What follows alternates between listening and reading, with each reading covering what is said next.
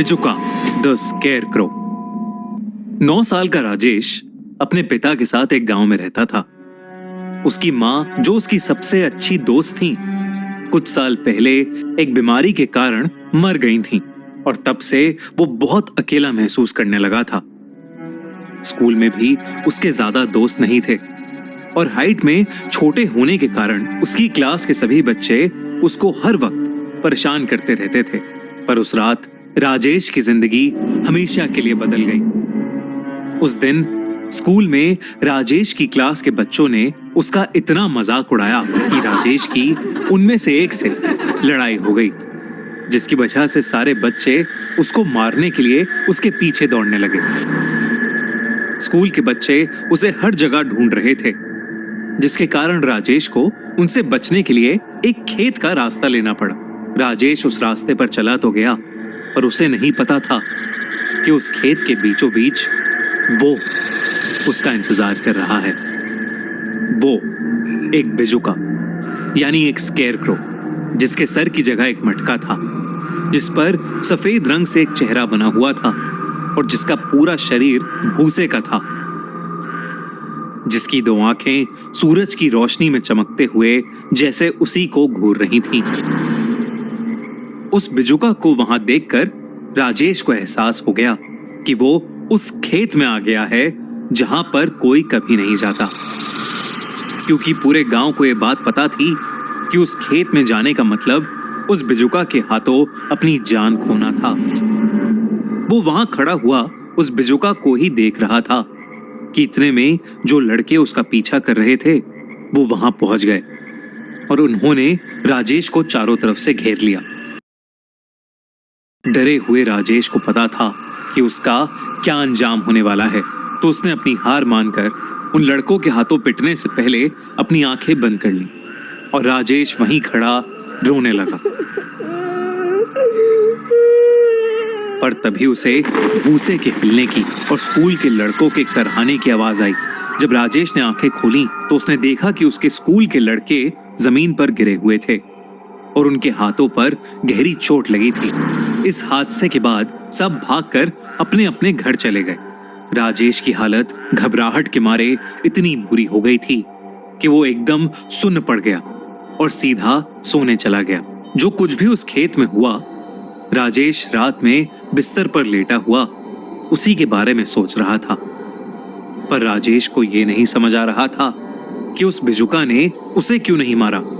और यही सोचते सोचते उसकी आंख लग गई।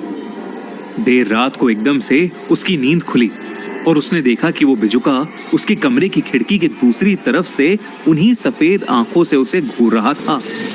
पर इससे पहले वो कुछ कर पाता, उस बिजुका ने भूसे वाले हाथ खिड़की से अंदर डाले और राजेश का हाथ पकड़ लिया। राजेश झटपटाने लगा, पर तभी उसे एक छोटे बच्चे का दृश्य दिखने लगा जो अपनी गेंद को ढूंढते हुए उसी खेत में जा रहा था।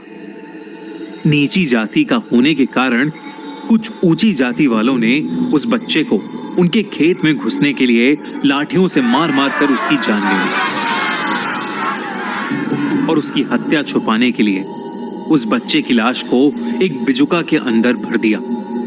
ये सब देखकर राजेश को समझ आ गया कि दरअसल वो बिजुका भी उसी की तरह एक छोटा बच्चा था जो शायद सिर्फ उसका दोस्त बनना चाहता था।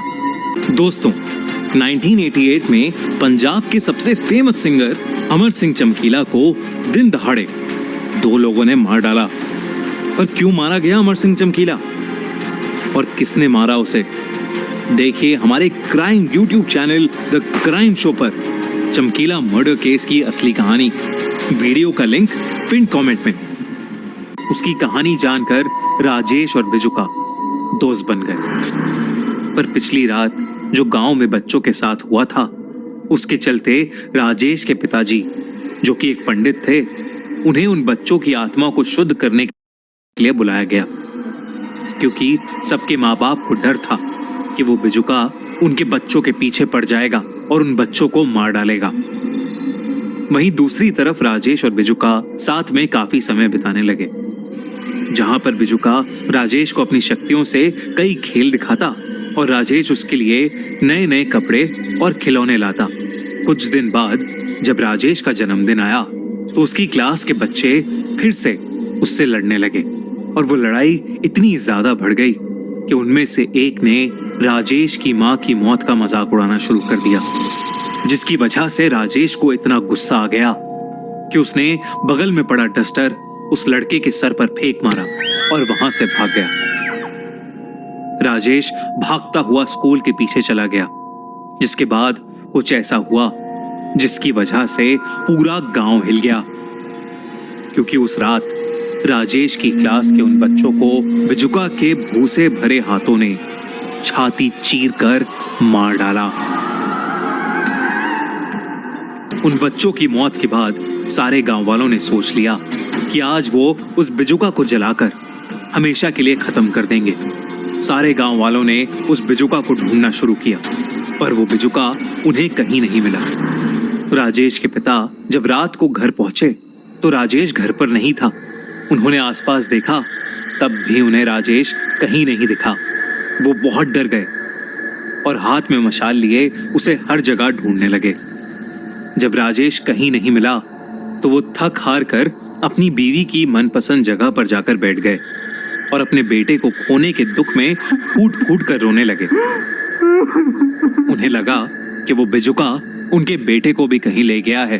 तभी उन्हें राजेश की आवाज सुनाई दी और उन्होंने देखा कि राजेश के साथ वही बिजुका था, पर उन्हें नहीं पता था कि राजेश उस बिजुका को खुद गांव वालों से बचाकर वहां लाया था।